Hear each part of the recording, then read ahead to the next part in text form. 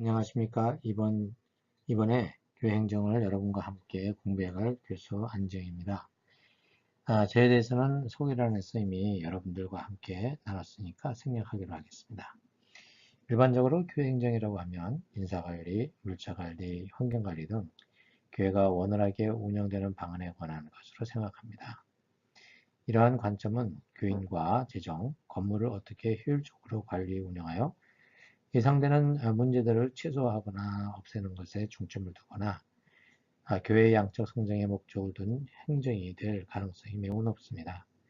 이렇게 되면 교회 행정의 목적이 방향을 잃어버리게 되죠. 이제 우리는 교회 행정, 특히 교회가 유기체성을 담보할 수 있기 위한 교회 행정에 대하여 알아보도록 하겠습니다. 교회 행정은 교회가 어떤 존재인지를 분명하게 설정하고서 그 정체성을 더 명확하게 발전시키기 위하여 사용하는 조직 운영 방식입니다.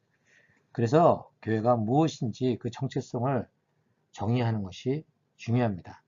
교회에 대한 여러 그림 언어가 사용되었습니다. 그 중에 가장 대표되는 비유는 교회가 그리스도의 몸이라는 것입니다. 그리고 이 공동체를 몸으로 비유한 이면에는 이 공동체가 기계적 시스템이 아니라 서로가 유기적으로 유연성을 지닌 시스템으로 작동하는 공동체라는 것을 드러내고 있습니다. 이것이 바로 교회의 바른 모습입니다. 교회 행정이란 이러한 교회의 유기체적 속성을 기반으로 성경이 제시한 교회 존재의 목적을 명확하게 하고 그에 따른 목표를 설정하여 재반 조치를 취하는 방식을 말합니다. 이렇게 목표가 설정되면 이 목적과 목표를 달성하기 위하여 필요한 사역계획을 세우고 이 사역계획에 따라 필요한 조직을 구성하며 이를 뒷받침할 인적, 물적 자원을 확보하는 방안을 세우고 실행하게 됩니다. 이렇게 교회의 목적과 목표에 도달하는 과정을 총괄적으로 교회 행정이라고 합니다. 그래서 교회 행정을 다음과 같이 정의할 수 있습니다. 교회 행정의 정의는 교회의 목적과 목표를 발견하고 그것들을 명확하게 하여 성취하기 위하여 응집력 있고 포괄적인 방법으로 교회를 인도해 나가는 과업이다. 이것은 이제 엘빈 린드르겐이 이제 정의한 것인데요. 여기에서 응집력이라 함은 개개인 간의 관계성을 의미하고 포괄적이라 함은 공동체 전체를 의미한다고 볼 수 있습니다. 교회가 정한 목적과 목표를 성취해가는 데 있어서 공동체에 속한 지체들 간의 친밀감과 연대감이 가장 기본이 됨을 말하고 있습니다. 린드겐이 정의한 교회 행정을 단순하게 표현하면 교회 행정이란 교회가 교회다워지기 위해, 다시 말해서 교회의 본질을 추구하기 위하여 취하는 모든 조치라고 할 수 있습니다. 그런데 우리가 다루고자 하는 교회는 수상적인 개념의 교회가 아니라 분명히 이 땅에 존재하는 지역교회입니다. 그런데 이 지역교회가 비록 그 부실함이 현실이라 할지라도 하늘의 공동체를 드러내는 영적 실체인 것만은 분명합니다. 그리고 신약 성경에서 말하는 교회는 대부분 지역교회를 지칭하고 있습니다. 이 영적 실체인 땅 위에 교회를 세우기 위하여 예수님께서는 십자가에서 피 흘리시고 죽은 자들 가운데서 부활하셨고 승천하셔서 하나님 보좌 옆에 계시며 성령을 이 땅에 보내셨습니다. 그래서 영적 실체인 교회가 교회의 본질을 온전히 드러낼 수 있도록 우리에게 사명을 주셨고 이 사명을 제대로 완수하기 위하여 필요한 도구가 바로 교회 행정입니다. 이 교회 행정을 주도하는 사람을 교회 행정가라고 합니다. 교회 행정가는 교회 전체를 주도해가는 키잡이이며 선장의 역할을 감당하는 사람이라고 박영철 교수는 말합니다. 결국은 행정은 리더십과 연결된다고 할 수 있습니다. 그리고 행정의 영어 단어는 administration인데 이 단어의 어원적 의미는 ministry, 곧 섬김입니다. 다시 말해서 교회 리더십이 교회 공동체를 건강하게 이끌어가기 위하여 섬기는 자세가 절대적으로 필요하다는 얘기죠. 그런데 이 행정의 시작과 끝 사이에 끊임없이 기억하고 되뇌어야 할 것이 바로 교회의 유기체성입니다. 다시 말해서 목적과 목표를 성취하려는 과정에서 발생하는 모든 사안들이 거기에 관여한 지체들이나 연관되어진 지체들의 통전적인 생명을 염두에 두어야 한다는 것입니다. 세운 목적과 목표가 과업 성취의 중심에 있는지, 과정을 중요시 여기는지 살펴야 합니다. 목표를 수행해가는 과정이 유기적이어야 각 지체의 전 삶이 활력을 얻을 것이기 때문입니다.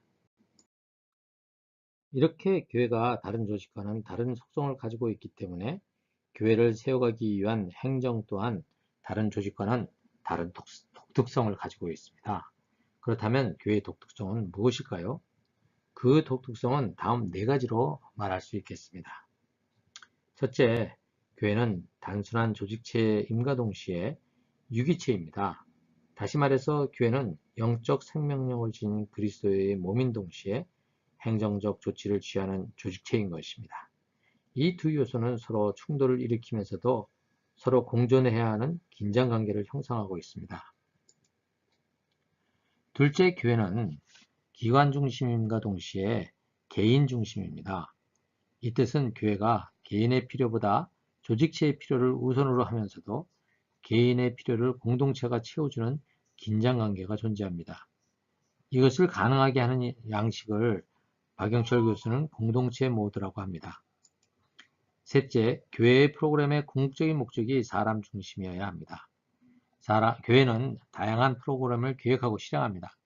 그런데 이 프로그램이 조직체를 위한 것이 아니라 사람을 위한 것이 되어야 하고 그 과정도 사람을 위한 과정이 되어야 합니다. 프로그램에 사람들이 동원되는 것이 아니어야 하고 프로그램이 사람에게 생명력을 불어 넣어줄 수 있는 것이 되어야 합니다.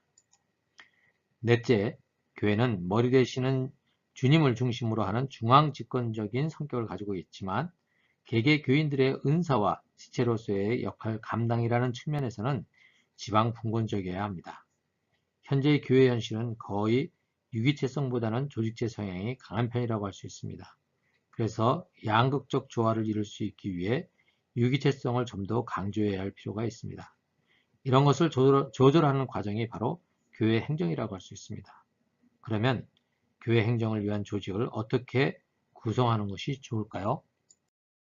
박영철 교수는 교회 행정의 8가지 요소가 다음과 같은 연계성을 가지고 있다는 것을 보여줍니다.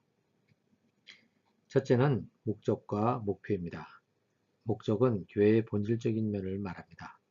이것을 교회의 방향성이라고도 할 수 있고요. 이것을 비전이라고도 볼 수 있습니다. 그리고 목표는 이 목적을 달성하기 위한 보다 작은 범위의 지향점이라고 할 수 있습니다.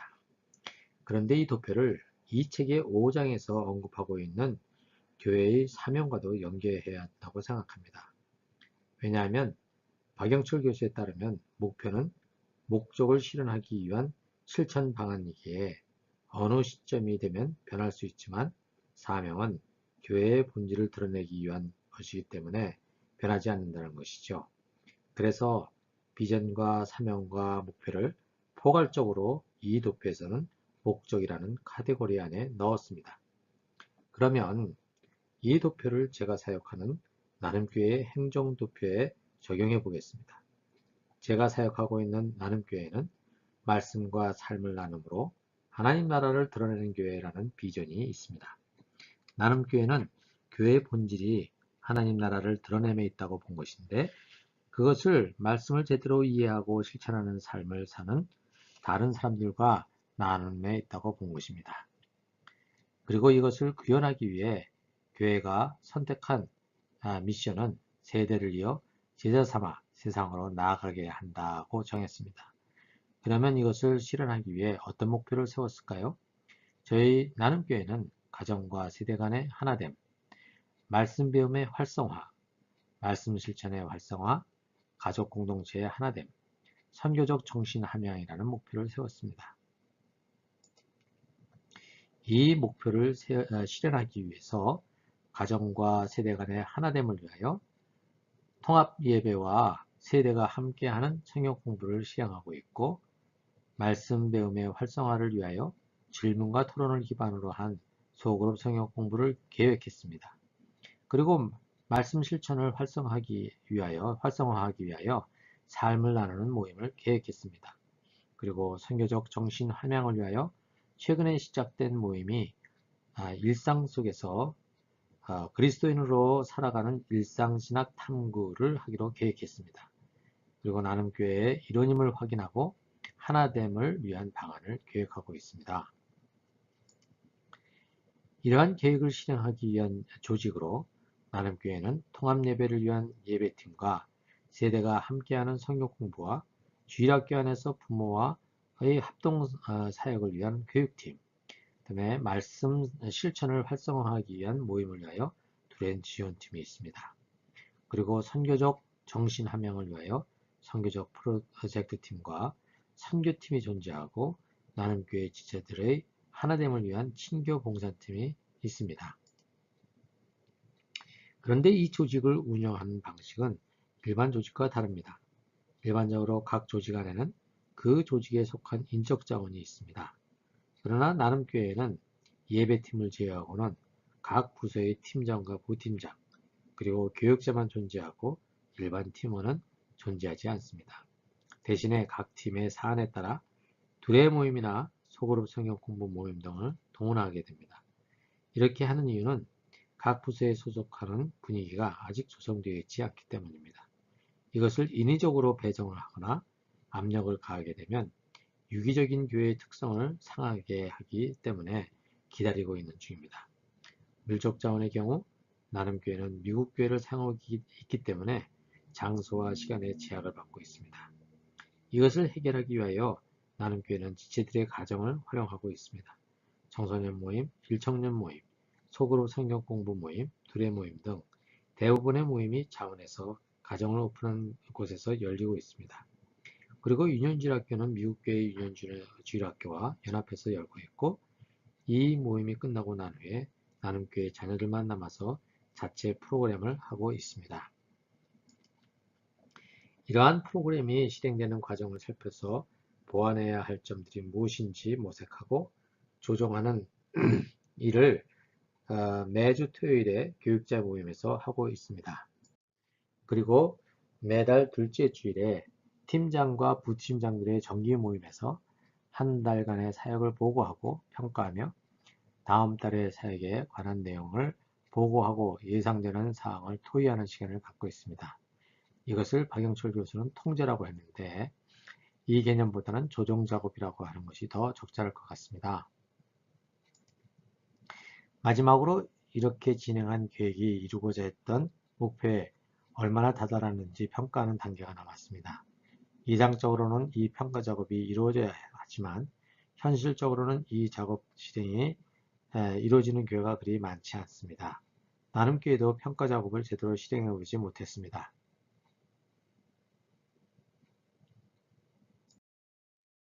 사실 우리 대부분은 교회 행정에 관해 부정적인 선입견을 가지고 있습니다.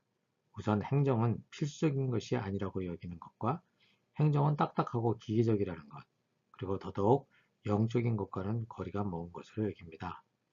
그러나 교회 행정이 예수 그리스도의 몸된 공동체가 말 그대로 유기적인 생명력을 유지하거나 더 활력 있도록 만들기 위해서 필요한 리더십에 따른 여러 조치라는 사실을 안다면 교회 행정을 관리나 경영의 차원이 아닌 지체를 구비시키려는 영적인 차원으로 볼 수 있을 것입니다.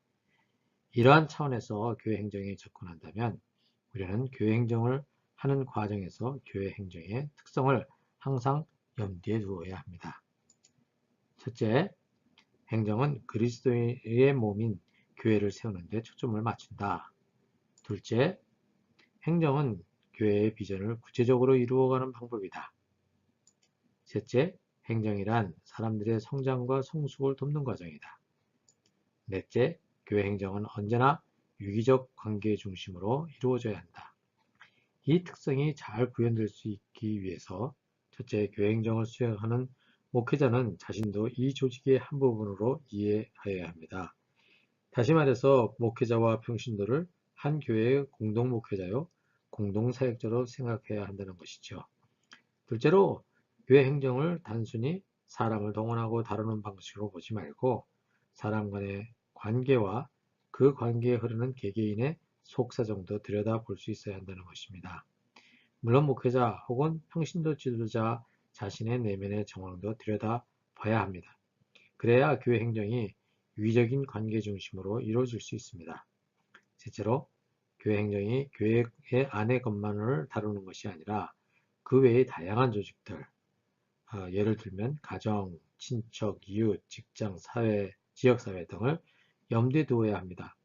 왜냐하면 그 지체는 교회 조직 아래에만 속해 있지 않기 때문입니다. 교회 조직에 속한 그들이 교회 밖의 조직과 연계해 있다는 것을 고려한 행정이 되어야 비로소 앞에서 얘기한 네 가지 교회 행정의 특성이 나타날 수 있습니다. 이번에는 유기적 교회 행정의 성경적 근거를 찾아보도록 하겠습니다. 그런데 박영철 교수가 제시한 창세기 11장의 바벨탑 건축 과정에서 나타나는 인간들의 상호 반응에 관한 해석은 지도력에 대한 성경적 원리를 설명하는 자료로 쓰기에 적합하지 않다는 생각이 들었습니다. 물론 어떻게 생각하느냐에 따라 다르겠지만 저의 판단으로는 이 본문은 인간이 자기 자신에게 힘을 집중시키려는 의도를 반영하는 방안으로 바벨탑 공사를 계획하고 인력을 동원하는 쪽으로 보는 것이 더 타당하다고 판단했기 때문입니다. 그래서 저는 리처드 튜닝이 쓴 기업 경영과 성경 원리가에 나오는 성경적 토대를 빌려서 여기에 소개하고자 합니다. 이 책은 기업 경영에 관한 것이지만 같은 성경적 원리는 교회 행정에도 동일하다는 가정하에 이 강의를 진행하겠습니다. 우선 저자는 행정을 수행하려는 자들은 세속적인 가치관에 함몰되지 말고 성경적 가치관을 견지할 것을 골로새서 2장 8절을 들어 주장하고 있습니다. 누가 철학과 헛된 속임수로 너희를 노력할까 주의하라. 이것이 사람의 이전과 세상의 초등학문을 조치며 그리스도를 조침이 아니니라. 이 경고의 의미는 세상이 다 그렇게 하는데 우리라고 별 수 있는가? 라는 관점으로 교회 행정을 수행해서는 안 된다는 것입니다. 그런데 유감스럽게도 세속적 가치에 젖은 행정 방식이 교회 안에 스며들어와 있는 것이 또한 현실입니다. 그러면 교회 행정의 성경적 기초는 어디에 있을까요? 우선 마태복음 20장 20절에서 28절을 보면 세베대의 두 아들의 어머니가 예수님께서 장차 이루어질 주의 나라에서 실세가 되게 해달라는 요청을 합니다. 이 여인의 동기는 바로 권력 욕구였습니다. 이런 사실을 알게 된 다른 제자들은 이에 화를 냅니다. 왜냐하면 이들 또한 같은 권력욕을 가지고 있었기 때문입니다. 예수님은 이런 무리들에게 하나님 나라에 으뜸가는 자는 섬김을 받는 자가 아니라 섬기는 자라는 원리를 제시하십니다. 다시 말해서 교회 행정을 수행하는 지도자는 군림하려는 의도와 태도가 아니라 섬기려는 자세를 견지해야 한다는 것이죠. 우리가 행정의 원리를 성경에서 더 찾아본다면 창세기 11장의 바벨탑 건축 과정에 관한 것보다 느헤미야가 예루살렘 성벽을 다시 건축하기 위하여 세웠고 실천했던 경우가 성경적으로 더 타당한 행정 원리를 도출해낼 수 있다고 저는 봅니다. 느헤미야가 예루살렘의 성벽을 재건축하기 위한 뚜렷한 목적을 가지고 자기의 편안한 생활을 등지고 예루살렘 유대 땅으로 왔습니다.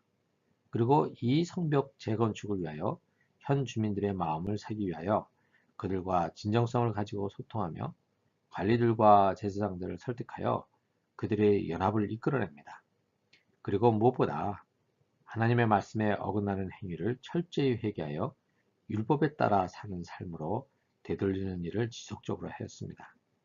이러한 바른 행정력을 느헤미야는 발휘하여 어려운 환경 속에서도 성전 재건축을 끝냈습니다. 우리가 폴 스티븐스의 책 평신도 신학을 교회 행정학에서 다루려고 하는 이유는 교회 행정을 기획하고 수행하고 하는 주체와 대상인 교회 공동체에 속한 구성원에 관한 바른 관점이 필요하기 때문입니다. 교회 행정을 기획하고 집행하는 사람들과 교회 행정의 대상이 되는 사람들이 서로를 어떤 관점에서 바라보고 있는지에 따라 교회 행정의 모델이 정해지기 때문이죠. 교회 행정이 교회의 유기적 속성을 유지 발전시키느냐 아니면 그 속성이 무너지는지의 여부는 교회 행정 집행부가 교회의 구성원을 어떤 관점으로 이해하고 있느냐에 따라 완전히 달라지게 됩니다. 그동안 교회 안에는 성직자 그룹과 평신도 그룹으로 이분화되어 있었습니다. 그래서 지금도 사역의 주체인 성직자와 사역의 대상인 평신도로 나뉘어져 있습니다.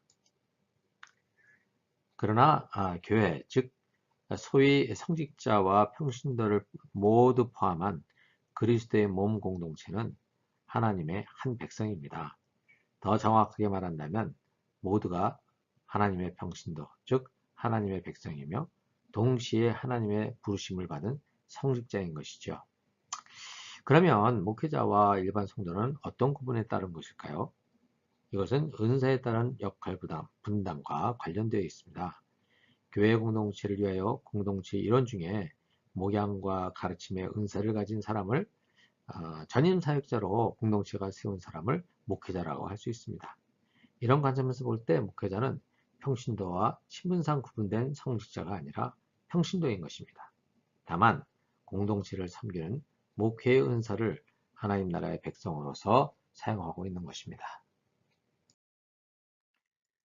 그래서 교회는 보통 그리스도인이 특권과 권력을 가진 훈련받고 안수를 받은 자들에 의해 지배받는 성직주의와 안수받은 교회 리더십을 배척하고 평신도가 지배하는 반성직주의, 그리고 성직자와 평신도 구분을 그대로 유지한 채로 존재하는 공생관계가 있습니다. 이 세 가지 모델은 모두 하나님 백성이 한 백성이 아니라 두 백성이라는 비성경적인 생각을 고착시킵니다. 그러면 교회를 어떤 개념으로 표현해야 가장 성경적인 방식이 될 수 있겠습니까? 폴 스티븐스는 존 스터트가 사용한 공동체 개념을 빌려옵니다. 공동체라 함은 각 지체가 풍성한 사회적 연합을 도모하는 다양한 기능 가운데서 다른 지체에게 기여하는 관계이며 삼위일체 하나님 안에서 발견하는 바 다양성을 통한 사랑의 하나됨이라고 정의했습니다. 이러한 상호연합하는 관계를 세 분 독립된 하나님이 하나님이시라는 삼일체 개념으로 설명할 수 있습니다. 특히 삼일체 개념을 독립된 개체의 독특성이 유지된 상태에서 서로 주고받고 교통하는 페리코레시스라는 관계성으로 설명할 수 있는데 교회의 공동체성을 이 개념으로 이해할 수 있습니다. 그러면 이러한 페리코레스적 교회는 어떤 특성을 가지고 있는 것일까요? 이러한 교회는 첫째, 개별적인 지체라는 개념은 존재하지 않습니다. 다시 말해서 한 개인이 그리스도의 몸된 공동체에 속해 있지 않으면서 그리스도 안에 있다는 것이 불가능하다는 것입니다. 신자의 정체성은 개인적인 동시에 집합적인 성격을 가지고 있기 때문입니다. 둘째로 사역의 위계제란 존재하지 않습니다. 다시 말해서 교회 안에 성직자와 평신도라는 신분적 구별이 없다는 것입니다. 그리고 교회의 지체들이 교회 안에서 그리고 밖에서 하는 모든 일이 그리스도 안에서 다 특별하며 동시에 차별이 없다는 것입니다. 셋째로 하나님의 백성의 모든 지체는 서로에게 속하고 서로에게 사역하며 서로를 필요로 하고 또 풍성한 하나됨과 전체 사역에 기여합니다. 교회에는 사역 주체와 사역의 대상이 있는 것이 아닙니다. 서로가 서로를 구비시키는 관계에 있는 것입니다. 그러면 이러한 상호 교통하는 공동체 관계를 통해 하나됨을 이뤄가는 결과와 목적은 무엇일까요? 이렇게 하나됨을 공동체 안에서 이뤄갈 때 각 지체는 자기가 누구인지를 분명하게 알게 됩니다. 이러한 정체성 확립을 통해서 각 지체는 세상에 있지만 세상에 속하지 않은 삶을 살 수 있으며 세상 속으로 침투해 들어가 하나님 나라를 드러내는 삶을 살 수 있게 됩니다. 결국 교회의 유기체적 속성은 세상 속에서 구별되며 세상 속으로 들어가는 선교적 속성을 발현하게 만들죠. 폴 스티븐스가 말하는 한백성 신학의 궁극적 방향도 세상 속에서 어떻게 그리스도인으로 살아가는 현장 사역자가 되는가에 있습니다. 오늘 우리는 유기적 교회 행정이 무엇인지를 알았습니다. 그리고 교회 안에 존속해온 성직자와 평신도라는 개념을 재정립해야 한다는 폴 스티븐슨의 논지도 알았습니다. 그래서 오늘 이제 이 시간에 여러분이 해야 할, 토의할 주제를 알려드리도록 하겠습니다. 여러분들이 교회 행정에 대해서 가졌던 생각과 이 두 책을 읽으면서 새롭게 알게 된 사실을 좀 기술해 주십시오. 그리고 아직 이해가 되지 않은 부분이 무엇인지도 기술해 주시기를 바랍니다. 기억하고 있어야 될 것은 여러분들의 생각을 기술하는 것뿐만 아니라 나머지 학우들의 의견에 자신의 의견을 표해 주셔야 한다는 것입니다. 적어도 두 사람의 견해에 의견을 달아주십시오. 수요일 날 밤 11시 50분까지 여러분의 개인의 의견을 올려주셔야 하고요. 토요일 밤 11시 50분까지 하고 두 명의 견해에 자신의 의견을 달아주시기를 바랍니다. 이로써 첫 강의를 마치도록 하겠습니다. 다음 주에 뵙도록 하죠.